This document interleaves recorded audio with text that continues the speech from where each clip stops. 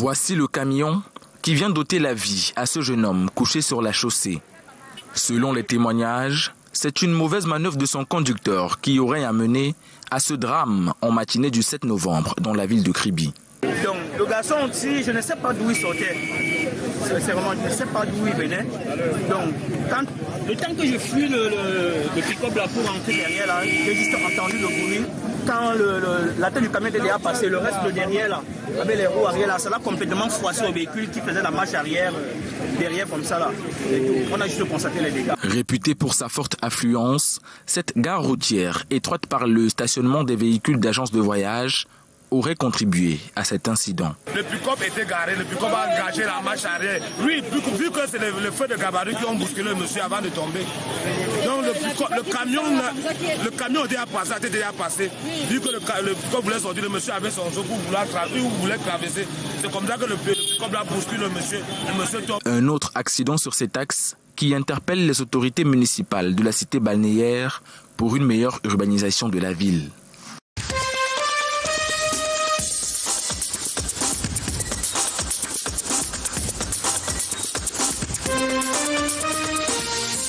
Disparu le 5 novembre 2022, Chali Anombisi a trouvé la mort dans la carrière de sable du village Balako, dans l'arrondissement de Bandia, à l'ouest du pays.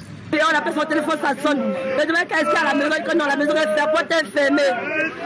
Les gens commencent à rappeler qu'on voit son téléphone ici à côté de l'eau et son habit, on ne connaît pas là où il est. Selon les témoignages de ses collègues, l'homme de la trentaine aurait été emporté par une des vagues de la rivière pendant qu'il essayait d'extraire le sable.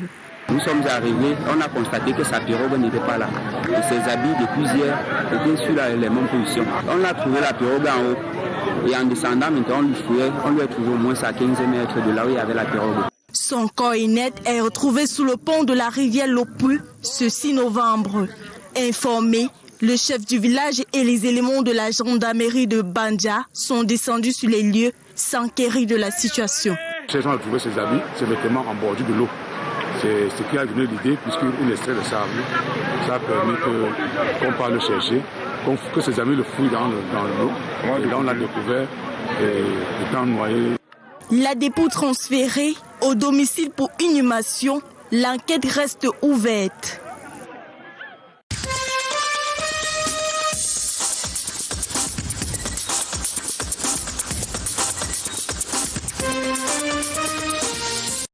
« 6 novembre 1982, 6 novembre 2022. Cela fait 40 ans que Paul Biya est à la tête de l'État du Cameroun. La célébration de son accession au pouvoir par les militants du RDPC à Loum, dans le département du Mongo, n'a pas perturbé les activités de la journée. Malgré cette timidité caractérisée, quelques sons et couleurs ont été observés ce 6 novembre. Loum est une ville paisible. Les forces de maintien de l'ordre et les forces de défense et de sécurité y ont, avec leur vaillance et leur bravoure, pu maintenir la ville dans un état serein. Mais essayons de voir comment on peut faire avancer ces pays. Quand nous-mêmes malades, moi-même je suis malade. 40 années de stabilité gouvernementale, pour d'aucuns, les riverains rencontrés. Les citoyens de cette ville ont retenu pas mal de choses du président Biya. Je retiens de lui un homme de paix, un rassembleur. Certains Camerounais restent même sur les plateaux de télévision et parlent mal du président Biya. Il reste calme. Du moment où le président Biya est arrivé au pouvoir, il y a eu libéralisation, une pléthore des lycées, ce qui montre sur le plan éducatif que le président a pensé à Loum. Malgré quelques agitations qui ont étoffé le tissu politique ces derniers temps, les Loumois gardent de Paul Biya le souvenir d'un homme rassembleur qui a mis son expertise à la recherche et à la garantie perpétuelle de la paix.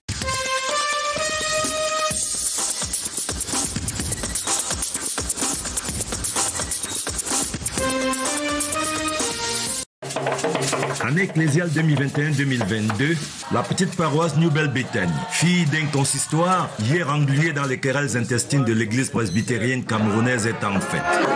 La cérémonie d'aujourd'hui démontre à suffisance que malgré la période de turbulence que nous avons connue, cette paroisse continue à travailler et c'est une grâce. La Sainte Seine du Seigneur est rendue à sa 3e tournée annuelle. Merci à ce grand Dieu pour ce jour solennel. Hervé Klaus Yigisala, le modérateur du conseil paroissial, exhorte les fidèles à suivre la mission véritable du chrétien. Nous avons une satisfaction certaine lorsque cette tournée de Sainte Seine rentre dans les annales de l'histoire parce que c'est pas tous les jours qu'avec le temps qui court, on arrive à être entouré de 133 fidèles. Ce culte de clôture est une sorte de bilan de tout le chronogramme des activités de la semaine que l'Assemblée des fidèles porte à Dieu. Au nom du Père, du Fils et du Saint-Esprit. Un nouveau-né baptisé, des catéchumènes confirmés qui renouent avec la foi. Tu es rétabli dans ton droit comme membre communiant de l'église présidente camerounaise. Des actes pastoraux qui consacrent le nouvel envol d'un consistoire victime, mais accord défendant des crises internes de l'église presbytérienne camerounaise.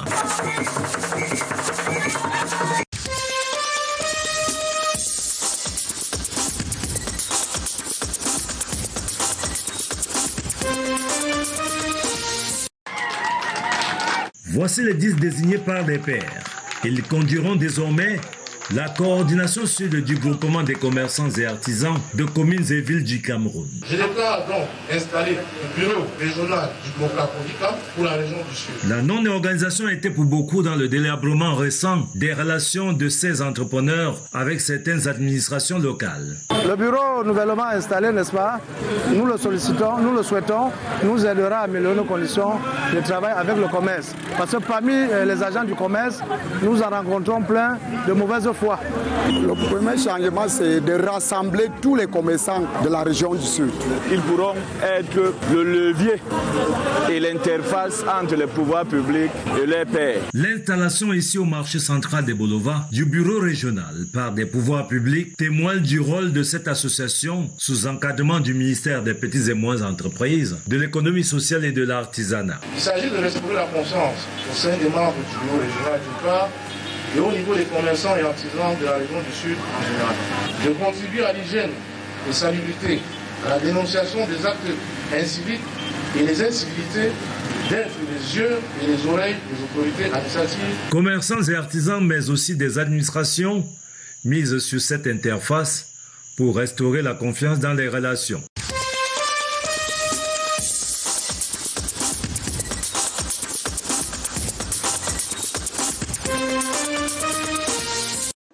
Voici ce qui reste du domicile de Reine Hermina, surprise dans son sommeil par cet incendie ce week-end. Seule à la maison, au moment du déclenchement du feu, elle s'est battue tant bien que mal pour limiter sa progression.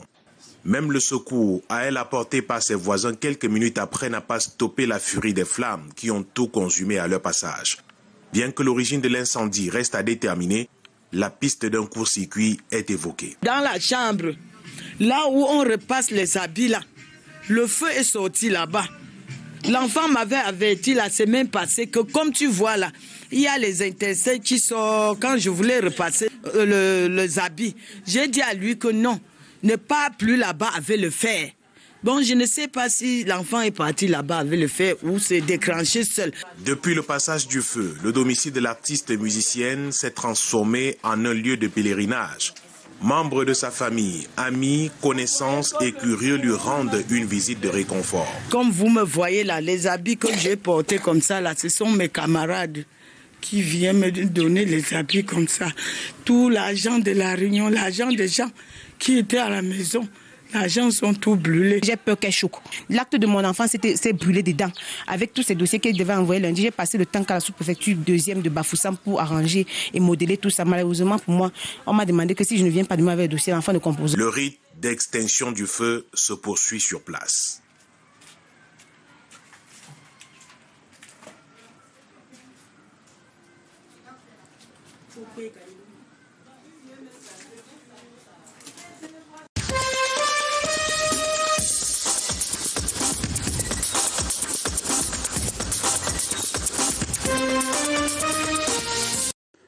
lutter contre les violences basées sur le genre, la Ligue internationale des femmes pour la paix et la liberté et les leaders traditionnels à Melon. La contribution des gardiens de la tradition s'avère importante dans la lutte. L'objectif de la mission est de mettre sur pied une plateforme d'échange des leaders traditionnels sur les questions de prévention et de résolution des conflits, mais également sur les questions de violence basées sur le genre. Et les chefs, qui sont des garants de la tradition et de la culture, sont des leviers importants que nous devons actionner si nous voulons réussir le combat qui est le nôtre. Le pouvoir traditionnel est préoccupé par des questions de genre. Leur seule présence est fort illustrative de leur compréhension dans les problématiques de paix et de liberté. Et je les ai dit que le chef traditionnel est l'autorité la plus proche du peuple. Parce que ce qui sort de la bouche des chefs traditionnels, les peuples comprennent ça. Vous voyez nos jeunes filles qui sont du nord-ouest et du sud-ouest, comment elles se retrouvent à Douala dans la débauche et tout. Elles réfléchissent sur tout ça. Comment ça ne va pas nous faire plaisir de discuter avec l'ONU Femmes et d'être toujours près d'elles pour les accompagner à réussir leur mission. L'implication des chefs sera évaluée sur le terrain dans les tout prochains jours. Cette cérémonie, Dieu nous donne la force et nos aïeux et nos ancêtres nous donnent la force pour que ce que nous commençons de faire.